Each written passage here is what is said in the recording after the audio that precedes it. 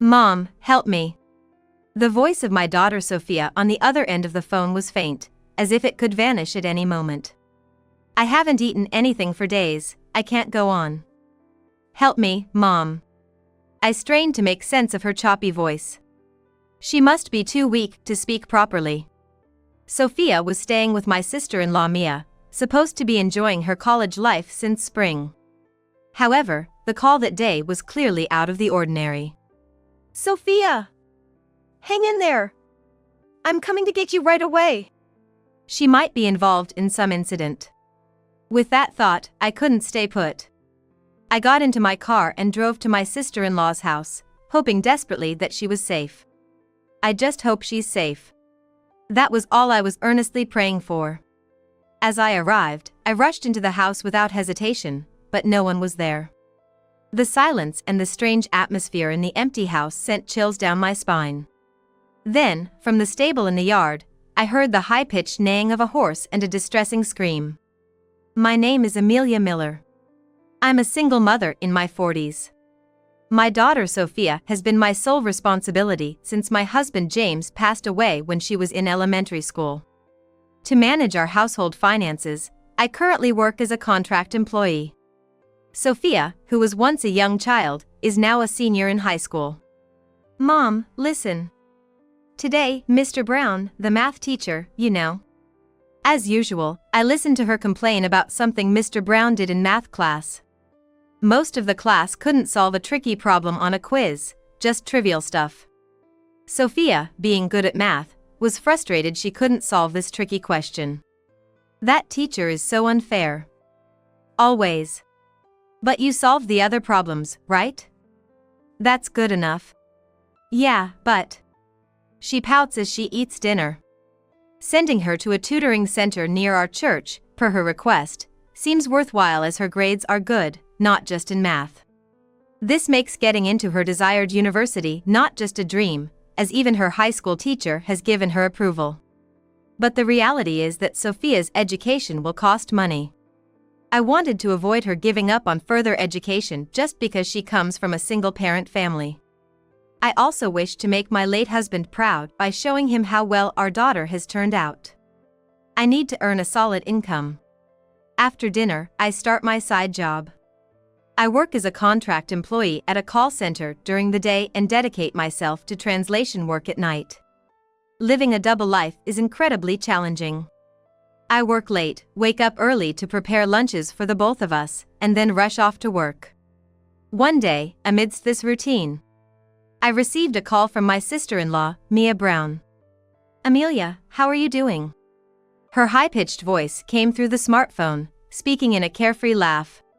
She had called during my break time. To be honest, I wasn't fond of her. She seemed to take pleasure in seeing Sophia and me struggle with our lives, a trait I found quite distasteful. That day, she rambled on about trivial matters as if mocking my hardships. I have to get back to work now, so I'll be excusing myself. I quickly hung up and returned to the break room. Nevertheless, Mia and I had some interactions. Once, her husband James had bought a new car, and we went for a drive. James is a very quiet man. Even during the drive, he barely spoke, only nodding or uttering yeah in response to Mia's stories. During stops at shops or lunch, they hardly exchanged words. James seemed to turn a blind eye to Mia's harsh comments. He was a passive observer, not intervening even when Mia tried to one-up me during the drive. The in-laws often reprimanded Mia for her attitude and behavior, but she never seemed to listen. There weren't many relatives we could rely on in the area, aside from them.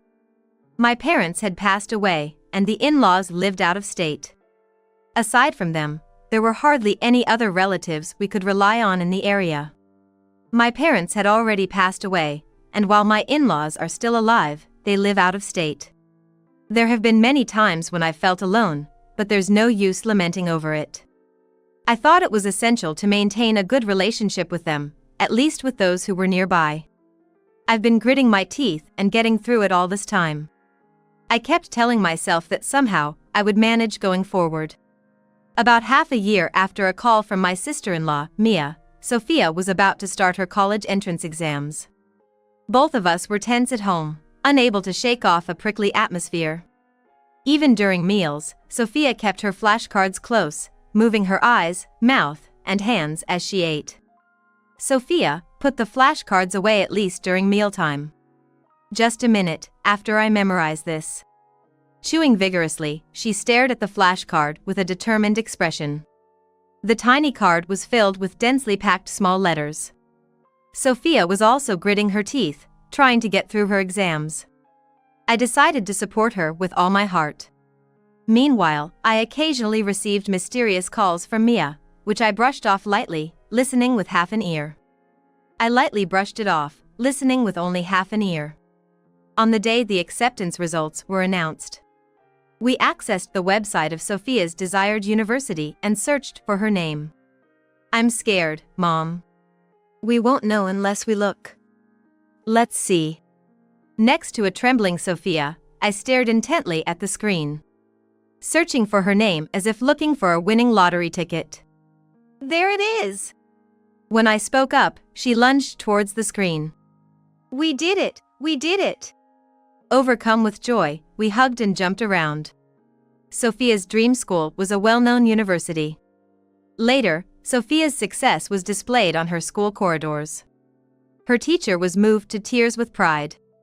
However, the university was a bit far from where we lived. Sophia needed to live alone. Tuition, living expenses, and rent. It's going to be tough, so I'll need to send money.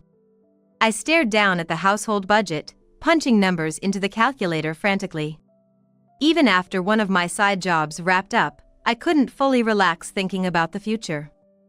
Around that time, Mia called again. Right around that time, I received another call from Mia. Hey, guess what? There's a neighborhood cleanup coming up, and the president, well. Hearing her languid voice made me sigh inwardly. She had no children, no pets, and apparently too much time, leading to frequent calls. That day was filled with long-winded gossip and complaints, but suddenly, I mentioned, "Oh, by the way, Sophia got into her desired university. She's starting college this spring." Wow! Sophia, that's amazing! Congratulations! Her response lacked genuine enthusiasm, so I replied nonchalantly, "Thanks. It's going to be hard commuting from there, right?" "She's living alone?" "Yes, that's the plan." "How about she lodges with us?" "You're short on money, right?" Mia's sudden offer took me aback. "What?" "You know, we don't have kids, so we have spare rooms." Indeed, from Mia and her husband's place, it was a feasible commute to the university. However, I was wary. "It's kind of you, but James is there too." "It's fine. We were just talking about renting out the spare room." The lodging would cost about $600, including utilities and internet. All things considered, it was quite a deal. The arrangement didn't seem bad, but I decided to consult Sophia before making any decisions. "I'll be waiting for a positive response." Mia ended the call cheerfully, likely pleased with the prospect of extra income. Thinking about earning $600 a month just by renting out a room, it must be a happy prospect for her. But I couldn't shake off my suspicion about Mia's motives. I planned to discuss it with Sophia and go from there based on her reaction. When I mentioned it to Sophia on her way back from tuition, she surprisingly leaned into the idea. "Can I really stay at Aunt Mia's for $600? It would be financially helpful, but it's all up to how you feel." After a moment of silence, she decided, "Of course, if you'd prefer a proper apartment, we can look for that instead. I want to lodge at Aunt Mia's." "Really? You're okay with that?" "Yeah, it'll lessen the burden on you, Mom. I think it's a good idea." She smiled reassuringly, likely wanting to ease my concerns. Though I had reservations, I agreed. Later, I informed Mia that Sophia would be staying with them. Afterward, I contacted Mia to let her know that Sophia would be boarding with her. However, since we couldn't impose on her hospitality for all 4 years, we agreed that Sophia would only stay for the first year. During this year, Sophia planned to save money from part-time work, and I intended to increase my work hours. This way, we could prepare for Sophia to start living independently from her second year of university. Mia surprisingly agreed to this condition easily. Okay. Just let me know when you've decided on a moving day," she said, ending the call with her usual carefree laughter. On my part, relief and anxiety were mixed, though anxiety weighed heavier. Somehow I couldn't shake a bad feeling. Sophia, on the other hand, began packing with excitement, now that her accommodation was settled. Watching her, I tried to reassure myself that I was just worrying too much. The moving day arrived, and we loaded Sophia's belongings into my car. A large suitcase, several boxes, her bedding, pillow, and even her favorite stuffed animal were all packed in. Driving for about an hour, we arrived at the Browns' residence. That's when I saw something utterly unexpected. What? A horse. Their property had a rather spacious backyard, and there stood a horse seemingly out of place. Behind the horse was a small shed, just big enough for one horse. The sight was so unusual it made me do a double take. The brown horse glanced at us briefly before turning away, disinterested. After parking the car in the garage and starting to unload, Sophia couldn't help but gaze at the horse, seemingly fascinated. Sophia seemed interested in the horse. Then Mia approached us, casually dressed as if she'd just woken up. "You're here early." "It's still noon." "It's already noon." Mia was dressed in sweats with sandals on, as if she had just woken up. "Good afternoon, thank you for having me," Sophia greeted with a smile, her hair falling softly to her shoulders. "Nice to meet you too. Let's show you your room." "And the horse over there?" "Oh, that one." According to Mia, it went something like this. The horse was a retired racehorse that her acquaintance had bought. However, it hadn't warmed up to its new owner and was difficult to handle. Hearing this, Mia, wanting to try riding, had taken the horse in. "But it won't let me ride it, and it hasn't warmed up to me either. It's quite the handful. Each horse has its own personality, and this one seemed particularly stubborn, quickly turning away from us. That's why I was hoping Sophia could take care of it." "Really? Wait, what?" I was shocked. I hadn't heard anything about this. It wasn't part of the boarding agreement, I countered, but Mia just laughed. "Students are always free, right? It shouldn't be a problem to take care of a horse. Sophia needs to work part-time too." Hearing this, Sophia intervened between Mia and me. "It's okay, Mom. I want to become friends with that one." "Really? But why don't you try touching it?" Mia suggested, leading Sophia towards the horse. As Sophia approached, the horse snorted softly. It seemed to scrutinize her face as it brought its nose closer. "You're a good horse." "My name is Sophia." "Nice to meet you." Sophia gently stroked its face while talking to the horse. It reminded me how she has always loved animals. As a child, she often visited the zoo with her father. The horse, though seemingly stubborn, appeared surprisingly calm and seemed to open its heart to Sophia. After finishing moving her stuff and having lunch together, I headed back home. The car felt strangely empty and lonelier than on the way there. And so began Sophia's boarding life. The next day, I received a message from Sophia early on. "I've named the horse Rocky," she reported cheerfully. It seemed the horse didn't even have a name until then. I was curious about what they had been calling it before, but just nodded along to her message. For a while, messages about Rocky dominated our conversation. After the first day at the university, she also started sharing bits about her classes. With just these messages, it felt like enough material to write an entire novel. I wonder who she takes after. I opened the messages with a bit of anticipation during breaks at work. But that didn't last long. The messages started to come with increasing gaps, first after 2 days, then 3, gradually stretching out. Perhaps she was busy with university work and part-time jobs. Or maybe she was enjoying time with new friends.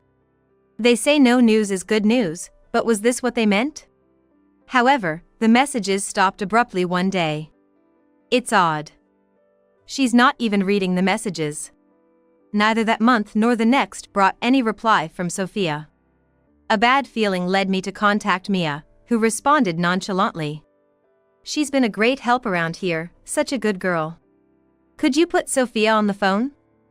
I'd like to speak to her directly. No way. She's seriously cleaning the bath right now. Mia, let me talk to Sophia. She really likes cleaning. She's truly dedicated. No matter what I said, Mia would only praise Sophia and wouldn't let her talk to me. I'm paying for Sophia's smartphone bill, so there's no reason it shouldn't connect. Yet, she won't answer the phone for some reason. What if something has happened? Unable to focus on my main job or my side job, I realized I couldn't keep going like this. That weekend, I decided to take action and visit Mia's house. Sophia comes first. I have to go. But before I could act on my decision, I unexpectedly received a call from Sophia. It was Saturday morning, while I was preparing breakfast. It was the day I had finally decided to confront Mia at her house. The call was from a payphone. The call was coming from a payphone. It might be Sophia. With that thought, I answered the phone. Sophia! Mom, help me. Her voice was so faint it seemed about to disappear. I haven't eaten in days. I can't, help me, Mom. I barely made out her broken voice. She must be out of strength. Sophia! Sophia! Stay with me. Where are you? I'm coming right now. Horse, no! The phone call ended abruptly with a loud clank. Relying on the word horse, I quickly searched for an address on my smartphone. However, there was no such place name near my sister-in-law's neighborhood. Oh no! I need to pull myself together. Should I call the police or an ambulance? There was no time to hesitate about whom to contact. It was possible she was involved in some incident. Feeling restless, I got into my car and started the engine. Hurrying towards my sister-in-law's house, about an hour's drive away. The roads were clear in the morning, allowing me to arrive sooner than usual. Without hesitation, I entered the house only to find it empty. The silence and lack of any sound in the house gave off an eerie atmosphere. Then, I heard a horse's high-pitched neigh and someone's agonized scream coming from the direction of the stable. I rushed towards the sound and entered the stable, where I found Sophia lying on the straw, wearing dirty clothes. Nearby, the horse named Rocky stood, looking down at her worriedly. Sophia! I approached and lifted her. She was limp but still breathing and conscious. Mom. Her cheeks are skinny and dirty from head to toe with dirt, and her hair is shaggy. Sophia looked so pitiable, one might mistake her for a homeless child. How did this happen? I reached for my smartphone in my pocket to call an ambulance immediately. Just then, I spotted Mia collapsed in the front yard. She, too, was face down on the ground, crying and screaming. No! My face! My face! Closer inspection revealed she was injured, with part of her face caved in and distorted. Her crumpled face was further distorted by tears. It hurts! It hurts! My teeth are broken! That damn horse! James was nearby, but he was only pacing around helplessly. Confused, I called for an ambulance. Please hurry! One has facial injuries, and the other is unresponsive. Yes, the address is. Soon after, 2 ambulances arrived, blaring their sirens loudly. Sophia and Mia were each taken to the hospital, with James following in his car. Rocky was whinnying sadly in the stable. Upon arrival at the hospital, I stayed by Sophia's side, holding her hand. She was lying down, receiving an 4 drip. Her right hand, calloused from riding, was emaciated to just bones. What had happened to her? Once Sophia regained consciousness, I could finally hear her story. Mom, I haven't been able to go to college. Since losing contact with me, she hadn't attended college at all. The reason? Mia had been exploiting her. I was doing house cleaning, preparing and cleaning up meals morning and night, and also doing piecework. Piecework too? Yes, as a side job. But I was never paid for that work. It seems Mia had Sophia do piecework and pocketed the earnings herself. Even when Sophia sought help from James, it was to no avail. He always turned a blind eye. Mia made me sleep and live in the stable, Sophia disclosed, stirring shock and outrage within me. Despite it being spring, having her stay in a stable was madness. My only solace was spending time with Rocky, she said, tears falling. It must have been incredibly hard for her. Sophia was sobbing. This morning, seizing an opportunity, she fled Mia's house and called me from a payphone. When she mentioned horse during our earlier call, it all made sense now. Horse meant stable. But Mia found me and hung up the payphone. Soon after, Sophia was dragged back and thrown onto the straw in the stable. As Mia was about to hit her, something unexpected happened. Rocky kicked Mia in the face. Really? Mia was kicked out into the garden by Rocky. Given that Rocky was originally a racehorse, the force of the kick must have been significant. The partial collapse of her face, as she lay prone on the ground, was due to this. It turns out that I rushed to the stable right after this happened. It's unbelievable that a horse would come to someone's rescue. Despite my inner doubts, Sophia's testimony left no room for disbelief. After hearing her entire story, I was called by the doctor who had been caring for her. Sophia was diagnosed with malnutrition, and I was given a medical certificate, which I was advised to take to the police along with an explanation of the situation. I immediately rushed to the nearest police station, where the police quickly began an investigation after hearing my account. They interviewed Mia, James, and me, and also conducted inquiries with our neighbors. Mia denied everything outright, while James remained silent.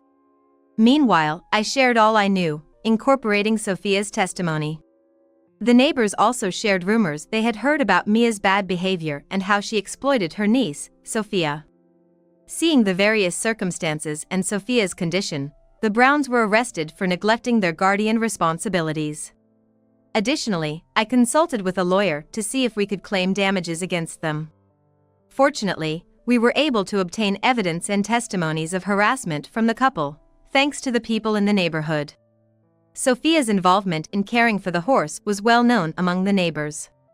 Every time someone passed by, Sophia would lament that she couldn't attend university because her aunt was making her do all the work. No news is good news, wasn't the case at all. I deeply regretted having Sophia board with them. The more I learned the truth, the more my heart was overturned. Thinking about how much Sophia had been hurt these past months was suffocating. Based on these testimonies, I filed for damages against the Brown couple. If you want money that badly, take it, they retorted, and surprisingly, they paid up all at once without further ado. While Sophia was recovering and taking a break from school, I heard from Mia again. Mia and James were given probation and allowed to return home. However, Mia's collapsed face was diagnosed as irreparable. She found it terrifying to see her face every day, breaking all the mirrors in the house.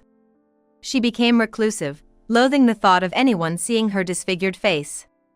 James was transferred to a different department as a consequence of his arrest. Facing imminent retirement, he was pushed to the sidelines and opted to resign. Effectively, it was as if he had been forced out. The severance pay was less than expected, and the couple struggled financially. Later, I learned from the neighbors that the couple's bad reputation had spread, making them outcasts.